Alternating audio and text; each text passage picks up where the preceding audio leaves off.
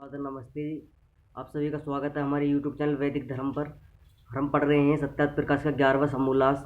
और 11वें समूलास के अंदर आज हम पढ़ेंगे वैष्णव जो विष्णु को मानने वाले लोग हैं, और उनमें जो विष्णु को मानने वाले लोग हैं, तिलक और जो विष्णु के चिन्ह हैं, तो उन्हीं के विषय में आज हम चर्चा करेंगे। क्या उनका महत्व है, विष्णु के जो चिन्ह हैं, जो वैष्णव लोग हैं जो विष्णु को मानने वाले हैं, और माथे पर तिलक आदि जो लगाते हैं उस तिलक के क्या महत्व है, और क्या जो विष्णु के जो चिन्ह हैं उनका क्या महत्व है वैष्णव मत के अंदर।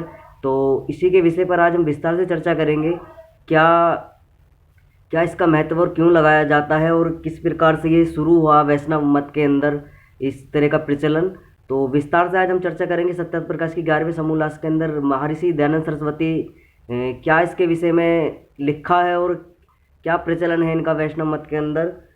तो इनका मानना ये है कि अगर किसी को वैष्णव बनना है तो उन्हें 5 जो वैष्णव मत के जो विष्णु के चिन्ह हैं, विष्णु के प्रतीक हैं, जिससे विष्णु को दर्शाया जाता है कि ये विष्णु वैष्णव मत को मानने वाला है। तो 5 चिन्हों की ये जो है अपने ग्रंथों में लिखा है कि जब तक 5 चिन्ह अगर कोई व्यक्ति धारण नहीं करता है तब तक वो सच्चा वैष्णव नहीं है, पक्का वैष्णव नहीं माना जाएगा। तो इस प्रकार का जो इनके अंदर प्रचलन है वैष्णव मत का। तो ये लिखते हैं कि जो त्रिपुंड है और त्रिशूल आदि की जो आकृति है, यू टाइप का एक चिन्ह होता है जिसमें बीच में तिलक लगा हुआ होता है। तो इस प्रकार का तिलक लगाने का प्रचलन इनके अंदर है। और शंख जो विष्णु के जो चतुर्भुजा दिखाई गई हैं इनके द्वारा, 4-5 हाथ विष्णु के दिखाए गए हैं, तो उनमें एक एक किसी में शंख है, किसी में गदा है, किसी में चक्र है जिसको सुदर्शन चक्र भी कहा जाता है, और किसी में कमल है। तो इसी प्रकार के जो चिन्ह हैं सारे विष्णु भगवान के। तो इनका मानना ये है जब तक कोई भी व्यक्ति इन चिन्हों को अपने भुजाओं पर नहीं दगवा लेगा तब तक वो सच्चा वैष्णव, पक्का वैष्णव नहीं माना जाएगा। और ये किस प्रकार से दागा जाता था और अब वर्तमान में किस प्रकार की यह जो प्रचलन है वो किस प्रकार वर्तमान में आप देखते होंगे। जो कहीं भी जो वैष्णव मत को मानने वाले लोग हैं, चाहे वृंदावन आदि चले जाइए या साउथ साइड चले जाइए, या जो भी मतलब जहाँ विष्णु को आराध्य के रूप में स्वीकार किया गया है वैष्णवों के द्वारा, तो वहाँ पर लोग एक जो है एक खांचा टाइप का बनवाकर जो विष्णु के तिलक के आकार का होता है, वो चंदन आदि या कुमकुम आदि में लगाकर लोगों के मस्तिष्क पर या जो माथा होता है उस पर या दोनों गालों पर उसको लगाते हैं। तो उससे तो ये तो जो है अस्थाई है, ये 1-2 घंटे बाद या शाम तक छूट जाता है। लेकिन जो पहला जो प्राचीन काल में जो इनका लगभग आज से 2000 या 1500 साल के आसपास जो इनका समय काल रहा है, उसमें इस प्रकार की जो है वो पक्का चिन्ह इनको दगवाया जाता था वैष्णव, तब पक्का वैष्णव बनते थे। तो पक्के वैष्णव जब बनते थे तो इनका मानना ये था जब तक इस प्रकार के चिन्ह जो विष्णु के हैं अगर उसके भुजाओं पर नहीं दागे जाएंगे तब तक वो पक्का वैष्णव नहीं है, तब तक वो विष्णु का भक्त नहीं है। तो किस प्रकार से वो दागे जाते थे, और इनकी मान्यता ये है कि अगर इस प्रकार के चिन्ह जो शंख, गदा, पुष्प है कमल का, या सुदर्शन चक्र आदि है, जब तक वो व्यक्ति की भुजा पर नहीं दागे जाते तब तक वो सच्चा भक्त ईश्वर का नहीं है, वैष्णव असली नहीं है। और उसकी एक मान्यता ये भी बताते हैं कि अगर जिसके भी भुजाओं पर इस प्रकार के चिन्हों का दग्ध कर दिया जाता था, यानी कि निशान लगा दिया जाता था, तो जो मृत्यु के बाद वो लोग जो व्यक्ति होता था उसे स्वर्ग आदि या वैकुंठ आदि की प्राप्ति होती थी, और उसे माना जाता था कि ये भगवान का चहेता है और ये अपने शरीर पर भगवान का जो है विष्णु भगवान का जो अपने चिन्ह हैं उन्हें छपवा कर आया है। तो इस प्रकार की प्रवृत्ति इनके अंदर बना रखी है इन्होंने। तो किस प्रकार से ये दागते थे और क्या उसका प्रचलन है, तो यह कहते हैं कि जब तक व्यक्ति के भुजाओं आदि पर, शरीर पर इस प्रकार के दग्ध ना किए जाएं चिन्हों के, तब तक वो अधकचा है, यानी पकप नहीं है, पका हुआ नहीं है, वो इसलिए ईश्वर का भक्त नहीं है।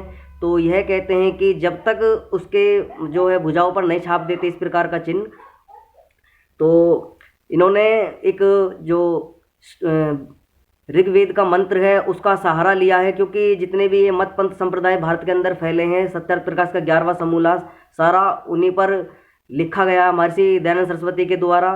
कि जो मत मतांतरों का भारत के अंदर प्रचलन है, तो उसी में किसी ना, जो चाहे वाम मार्गी हों, चाहे शैव मार्गी हों, चाहे जैन हो, चाहे बौद्ध हों, तो जितने भी हैं कि ये ज़्यादातर तो वेद विरोधी मत हैं, लेकिन कुछ इनमें मत ऐसे हैं, चाहे वैष्णव शैव हों, वैष्णव हों या शाक्त हों, तो इनमें कुछ जो वेदों के मंत्र हैं उनका प्रचलन है। पूरी तरीके से नकारते तो नहीं है, लेकिन वेदों के मंत्रों का सहारा लेते हैं। वेदों के मंत्रों का सहारा लेकर ये इस प्रकार के जो इन्होंने अपने पास से जो श्लोक बनाए हैं, अपने पास से जो मंत्रों की जो व्याख्या इन्होंने की है अपने पास से, और उनका जो ऋग्वेद आदि जो लिखे हुए मंत्र हैं, ऋग्वेद आदि के वेदों के अंदर मंत्र हैं, उनका गलत तरीके से इन्होंने प्रचलन अपने स्वार्थ आदि को पूरा करने के लिए, चाहे अज्ञानतावश किया हो, किसी भी प्रकार से किया हो, तो इन्होंने गलत तरीके से मंत्रों की जो व्याख्या की है और उनका किस प्रकार से यह दुरुपयोग करते हैं। तो एक ऋग्वेद का मंत्र है, ऋग्वेद के मंत्र का अर्थ इस प्रकार करते हैं। ऋग्वेद के 9वें मंडल का 83वां सूक्त का पहला और दूसरा मंत्र है, और मंत्र में यह है कि उसका सहारा लेते हैं। यह है, कहते हैं, मंत्र में आपको सुना देता हूँ पढ़ के। पवित्र ते वित्तन्ते ब्राह्मण स्पते प्रभु गत्राणि प्रेयसति विश्ववते अप्त तनूनन तादुमो अनुश्रुते श्रुतास द्वद हस्त हस्तपास मासते। तो यह मंत्र है। और दूसरा मंत्र है तपोस पवित्र विंतिते दिवस पदे। तो इस मंत्र के ये है जो उदाहरण देते हैं कि जब तक यह मंत्र वेदों के अंदर भी लिखा हुआ है, हम अपने पास से इस प्रकार की जो प्रचलन है वो समाज के अंदर नहीं चला रहे हैं, वेदों के अंदर लिखा हुआ है, तो महर्षि दयानंद सरस्वती इस मंत्र का जो ठीक अर्थ है वो करते हैं और इनको समझाते हैं कि इस मंत्र का अर्थ ये नहीं है जो आप करते हैं। तो इस मंत्र का इन्होंने अपने पास से मंत्र जो बनाया है इन्होंने, इनका मंत्र मैं आपको पढ़ के सुना देता हूँ। ताप पुंड्रु तथा नाम माला मंत्रस्ततेव चे अमे ही पंच संस्कारा परम कांतिव अप्त तनूनन तादमो अनुसते इति श्रुते। तो यह इन्होंने मंत्र बनाया है। जो वास्तविक असली मंत्र है वो मैंने आपको पढ़ के सुनाया। पवित्र ते विंतते ब्राह्मण स्पते प्रभु गत्राणि प्रेसे विश्ववते अते अप्त ततुर्न तदोमो अनुसुते सतत्र इधा हस्त सस मासतदे।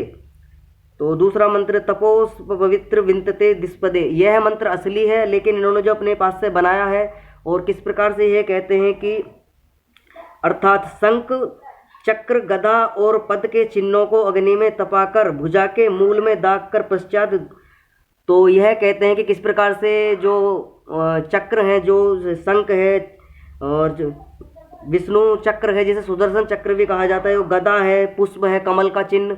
तो कमल के फूल आदि की जितनी भी यह आकृतियां हैं, चक्र की हों चाहे जो गदा आदि की आकृति है, उसको जो है गर्म कर कर एक चिन्ह इस प्रकार के बनाए जाते थे, और उसको तपती भट्टी आदि गर्म करके बहुत ही उसको गर्म कर कर जो है व्यक्ति की भुजाओं पर छाप दिया जाता था। उसे दग्ध कहते हैं, दाग दिया जाता था। और इतनी उसे दागने के बाद यह कहते थे कि जब ये दग जाता था तो वो पक्का वैष्णव या वैष्णव मत को मानने वाला होता था, विष्णु का असली भक्त मानते थे उसको ये लोग।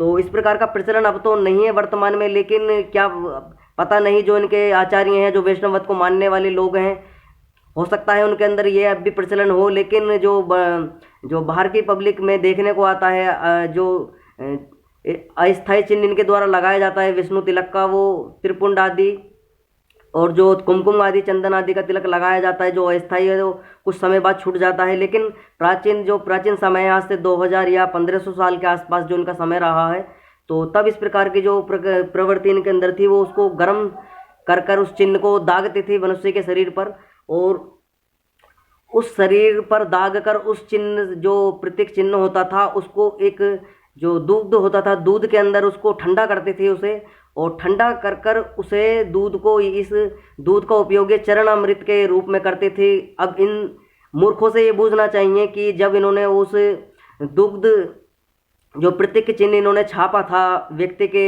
भुजाओं के ऊपर, तो वो इस प्रकार से जलती थी त्वचा, और त्वचा का जो मांस था भुजाओं की, वो चिपक कर मांस उस प्रत्येक चिन्ह जो भी प्रत्येक चिन्ह ये छापते थे उस पर आ जाता था। उसको फिर ठंडा करते थे और उस दुग्ध को ये फिर अपने भक्तों को पियाते थे, उसका चरणामृत देते थे। तो इन मूर्खों से बूझना चाहिए, जब वो चरणामृत लोगों को उसको पिएंगे तो उसमें मांस आदि का भी दुर्गंध आदि, उसका टेस्ट आदि भी आएगा मांस का।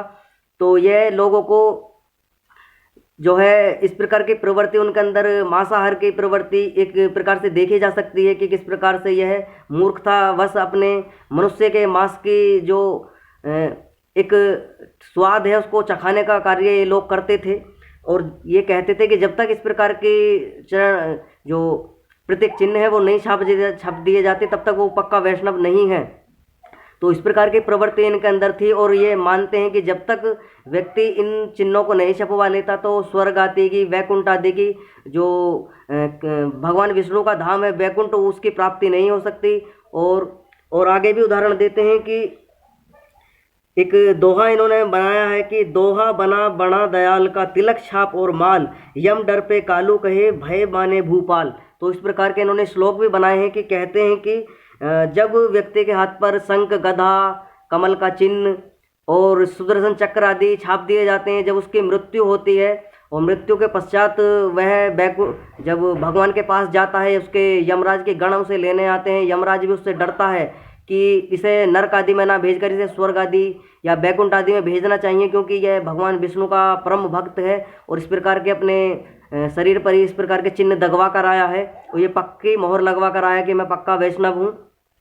तो इस प्रकार ये कहते हैं कि तो मंत्र का अर्थ ये अपने श्लोक में कहते हैं, अर्थात भगवान का बाना, तिलक छाप और माला धारण करने वाला बड़ा है, जिससे यमराज और राजा भी डरते हैं। तो ये कहते हैं कि भगवान का बाना इतना बड़ा है विष्णु का, कि भगवान विष्णु का बाना इतना बड़ा है जिसके तिलक, छाप और सुदर्शन चक्र आदि, शंख, गदा आदि इस तरीके के जो प्रत्येक चिन्ह है उन्हें छपवा कर भगवान की उपाधि उसको मिल जाती है, भगवान के सदृश से हो जाता है और उससे राजा और यमराज आदि भी डरते हैं उसको दंड देने से।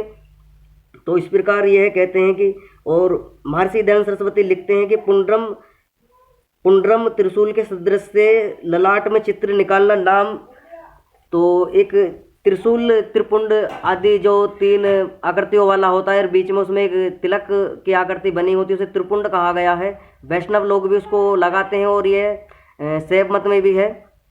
तो शैव मत में थोड़ा इस तरीके से बना के, इस तरीके से ऊपर एक बीच में उसमें चिन्ह प्रतीक लगा दी जाती है, बिंदी टाइप का आगे तीर सा, तो उसे ये त्रिशूल की आकृति का कहते हैं त्रिपुंड।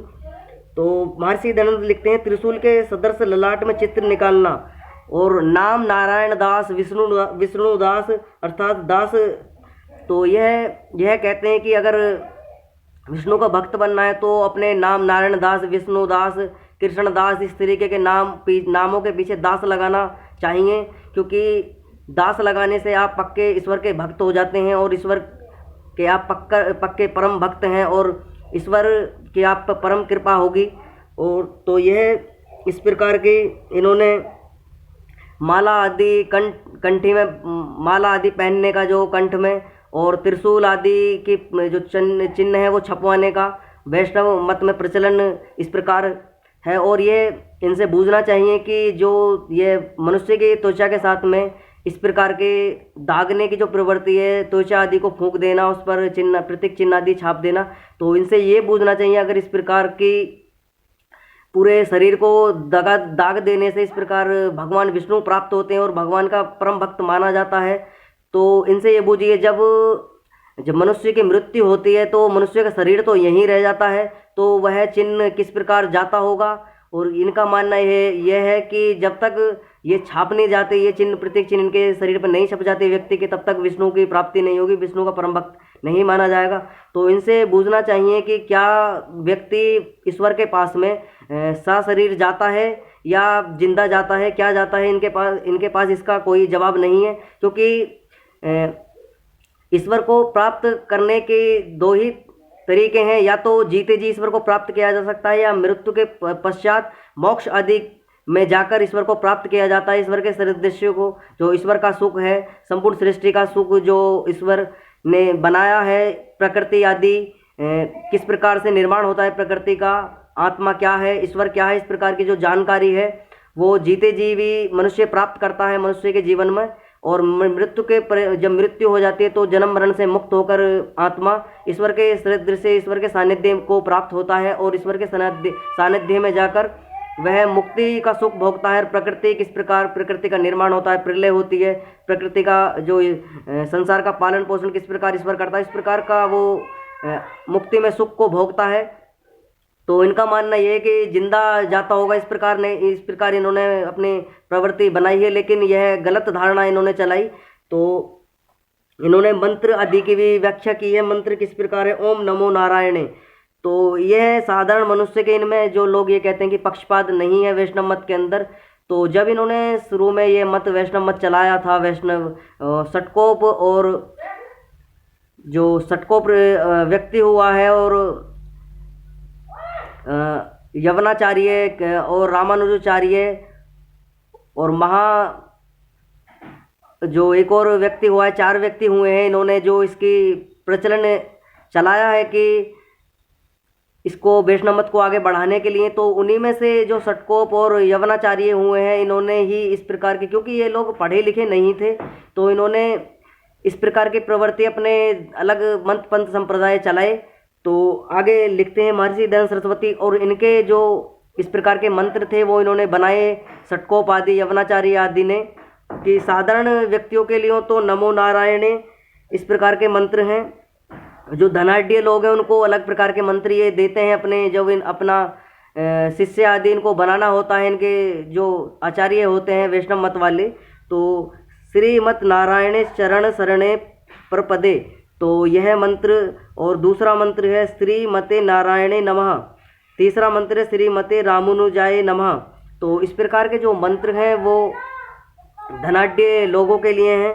इत्यादि मंत्र धनाढ़ मान्यों के लिए बनाए रखे हैं। देखिए यह भी एक दुकान ठहरी। तो महर्षि दयानंद सरस्वती कहते हैं कि इन्होंने भी अपनी एक दुकानदारी, एक प्रपंच अपना चलाया हुआ, किस प्रकार लोगों से धन ऐंठना है और किस प्रकार से लोगों से धन प्राप्त किया जा सकता है। तो जो लोग ये कहते हैं कि वैष्णव मत के अंदर इस प्रकार की जातिवाद नहीं है, तो इससे स्पष्ट दिखता है कि जातिवाद है या नहीं। जो धनाढ़ हैं उनको अच्छे प्रकार के मंत्र आदि इन्होंने अपने पास से बना रखे हैं, तो उन्हें ये देते हैं। और जो साधारण है, जो कम धनवान व्यक्ति है, जो इनके शरण में जाता है, इनका दास बनता है, वैष्णव मत को स्वीकार करता है, विष्णु को भक्त बनने के लिए जाता है, तो उसे ये साधारण मंत्र देते हैं, श्री ओम नमो नारायण इस प्रकार का मंत्र यह देते हैं।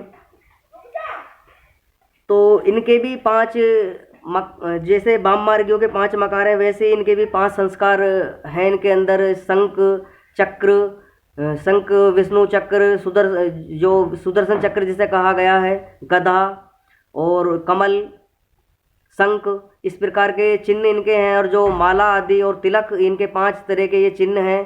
तो इसी प्रकार वाम मार्गियों में भी 5 मकार हैं। तो महर्षि दयानंद सरस्वती लिखते हैं, जिस मंत्र का ये उदाहरण देते हैं उस मंत्र की व्याख्या महर्षि दयानंद सरस्वती कर रहे हैं, किस प्रकार उस मंत्र का अर्थ है। तो पवित्र ते विंतते ब्राह्मणस्पते प्रभु ग्रत्राणि प्रेसे विश्ववत अते तप्त तनूनन तदौमो अनुशुनते सित्राश इदहा हस्तस्तत सस्मस्तत। दूसरा मंत्र है तपो पवित्र विंतते दिविष्पदे। तो महर्षि दयानंद सरस्वती इस मंत्र का जो ठीक अर्थ है वो बता रहे हैं। तो पहला मंत्र का मैं आपको अर्थ बता दूं, क्या लिखा है महर्षि दयानंद सरस्वती ने 70 प्रकाश की 11वें समोल्लास के अंदर।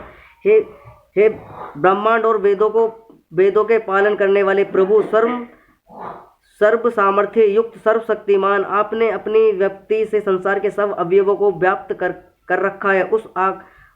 उस आपका जो अव्यापक पवित्र स्वरूप है उसको ब्रह्मचार्य, सत्य भाषण, सम दम, योग अभ्यास, जितेंद्रिय, सत्संग आदि तत्पश्चार्य से रहित हो। जो अपरिपक्व आत्मा अनंत करण युक्त है वह उस तेरे स्वरूप को प्राप्त नहीं होता, और जो पूर्व तप से शुद्ध है वही इस तप का आचरण करते हुए उस तेरे शुद्ध स्वरूप को अच्छे प्रकार प्राप्त होता है। तो मंत्र में यही कहा गया है कि इन्होंने जो जीवात्मा है, अगर उसका आचरण शुद्ध है मनुष्य का, और किसी प्रकार की उसके अंदर पाप आदि की प्रवृत्ति नहीं है, मांस आदि शराब आदि का भक्षण नहीं करता है, वेद आदि सत्य शास्त्रों का अध्ययन करता है और समाज के अंदर अच्छी प्रकार की शिक्षा आदि का प्रचार प्रसार वो करता है, अपने जीवन को उन्नत बनाता है। तो इस प्रकार की पवित्रता आत्मा की होनी चाहिए, तब जाकर ईश्वर की प्राप्ति होगी। तो इस मंत्र का अर्थ यही बताया गया है। महर्षि दयानंद सरस्वती बता रहे हैं वेद के अंदर जो मंत्र का अर्थ है वो यही है। और दूसरा मंत्र का अर्थ जो है तपो पवित्र विंतते दिवसपदे। तो दूसरा मंत्र है जो ईश्वर प्रकाश स्वरूप परमेश्वर की सृष्टि से विस्तृत पवित्र आचरण रूप तप करते हैं, परमात्मा को प्राप्त होने योग्य होते हैं। तो यहाँ ये स्पष्ट नहीं है कि आदमी को तपने का मतलब ये नहीं कि उसको तपाकर उसके शरीर पर दग्ध आदि के निशान प्रतीक चिन्ह बना दिए जाए, उसको तपा दिया जाए, भट्टी आदि में झोंक दिया जाए। इस प्रकार का दागने की प्रवृत्ति तपने का मतलब ये नहीं। तप का मतलब ये है कि जो सत्य आचरण है, पवित्र आचरण है, वेद आदि शास्त्रों का आचरण है, उनको ग्रहण करना, ज्ञान आदि अपनी आत्मा की पवित्रता करना, ज्ञान आदि के अर्जन करना, वेद आदि सत्य शास्त्रों का अध्ययन करना, पढ़ना पढ़ाना और इस प्रकार का प्रचार प्रसार करना। तो इस प्रकार की जो तप है वो करना एक मनुष्य के लिए अनिवार्य है, जिससे ईश्वर प्राप्त होता है।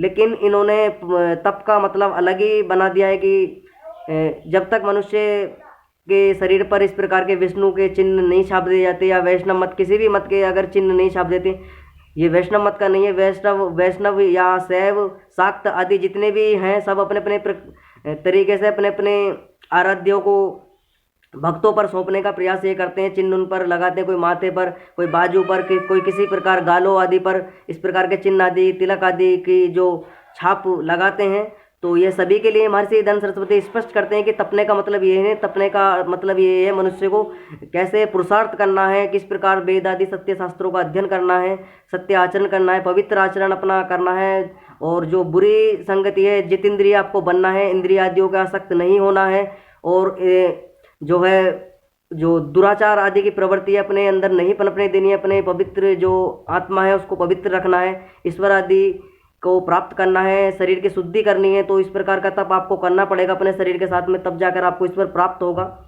तो आगे लिखते हैं महर्षि दयानंद सरस्वती, आप विचार कीजिए कि जो रामानुजाचार्य हैं, इनके वैष्णव मत के चौथे आचार्य हुए हैं जिन्होंने आगे वैष्णव मत को चलाया है। इस मंत्र से चक्र आदि होना सिद्ध क्यों कर करते हैं? भला कहिए वे विद्वान थे वे अविद्वान, जो कहे विद्वान थे तो ऐसा असंभावित अर्थ इस मंत्र के क्यों करते हैं? क्योंकि इस मंत्र से अप्त तत्नु शब्द किंतु अप्त भुजक देशे नहीं, पुनः अप्त तत्नु, यह इस प्रकार मंत्र का अर्थ लिखते हैं महर्षि दयानंद सरस्वती। रिक्त तप सत्यो तपो दस्तम स्वाध्यास्तप। तो यह मंत्र एक और तैत्तिरीय उपनिषद का मंत्र है। इत्यादि तप कहता है, अर्थात शुद्ध स्वभाव, सत्य मानना, सत्य बोलना, सत्य करना, मन को अधर्म में ना जाने देना, ब्रह्म इंद्रियों को अन्य आचरणों में ना जाने से रोकना, अन्य इंद्रियों को अन्य आचरणों में, बुरे आचरण जो है उनमें जाने से रोकना इंद्रियों को। तो पढ़ना पढ़ाना, वेद अनुसार आचरण करना, उत्तम धर्मयुक्त कर्मों का नाम तप है। धातु को तपा के चमड़ों को जलाना तप नहीं कहा गया है। तो स्पष्ट महर्षि दयानंद सरस्वती स्पष्ट खंडन कर रहे हैं कि तैत्तिरीय उपनिषद का एक मंत्र के भी इन्होंने उदाहरण दिया है महर्षि दयानंद सरस्वती ने। तो रिक्त तप सत्य तपो दस दम स्तपे स्वाध्याय स्तपे। तो इस मंत्र का अर्थ है ये स्वाध्याय आदि करना, सत्याचरण करना, पवित्र आचरण करना, वेद आदि शास्त्रों का पठन पाठन करना, और विद्वान आदियों का संग करना, सत्संग आदि करना। इस प्रकार जो तप है वो करना चाहिए मनुष्य को, जिससे ईश्वर आदि की प्राप्ति होगी।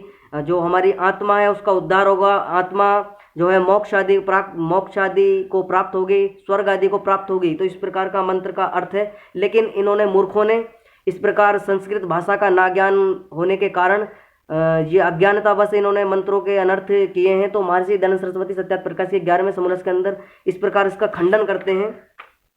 तो आगे लिखते हैं महर्षि दयानंद सरस्वती, देखो चक्र आदि लोग अपने को बड़े वैष्णव मानते हैं, परंतु अपने परंपरा और कुक्रम की ओर ध्यान नहीं देते कि प्रथम इन मूल पुरुष सटकोप हुआ कि जो चक्र आदि को ग्रंथ और भक्तमाल ग्रंथ जो नावा डूम ने बनाया है उनमें लिखा है। तो उसका उदाहरण भी दे रहे हैं महर्षि दयानंद सरस्वती। जो भक्तमाल ग्रंथ है, जो नावा नाम का एक डोम हुआ है, डोम उसको कहते हैं जो जो शमशान आदि में रहते हैं, जो मृत्यु जो व्यक्ति की मृत शरीर होता है उसका दाह संस्कार आदि करते हैं, उसके जो है दाह क्रम आदि के जो संस्कार होता है उसके जो देख रेख या इस प्रकार के जो कर्म है उसको करवाते हैं वह शमशान आदि के अंदर। तो उसने एक जो भक्तमाल नाम का ग्रंथ है उसका उदाहरण देते हैं महर्षि दयानंद सरस्वती के कि कहाँ से इन्होंने चक्र आदि की जो ये परंपरा है वो ली है। तो एक सूत्र और लिखा है, वित्तीय सूर्प विचारर योगी इत्यादि वचनों से चक्र कितों के ग्रंथों में लिखे। षटकोप योगी सूप को बना बेचकर विचरता था, अर्थात कंजर जाति में उत्पन्न हुआ था। तो जो षटकोप था जो कंजर कुल में उत्पन्न हुआ था वो सूप आदि बनाकर बेचता था और उससे अपना परिवार का जीवन यापन करता था। जब उसने ब्राह्मणों से पढ़ना व सुनना चाहा तो जब षटकोप जो था जो वैष्णव मत का प्रथम जो इनका व्यक्ति हुआ है जिसने वैष्णव मत को चलाया था, तो जब वह पढ़ने आदि के लिए उन्हें प्रयत्न किया तो जब वो ब्राह्मणों के पास में विद्या आदि के लिए ग्रहण जो पढ़ने के लिए गया तो ब्राह्मणों ने उसको विद्या आदि नहीं पढ़ाई। तो जिसके कारण वह विद्या आदि ना पढ़ने के कारण, वेद आदि शास्त्रों का अध्ययन ना करने के कारण उसने अपने तरीके से अलग मत अपना वैष्णव मत चलाया।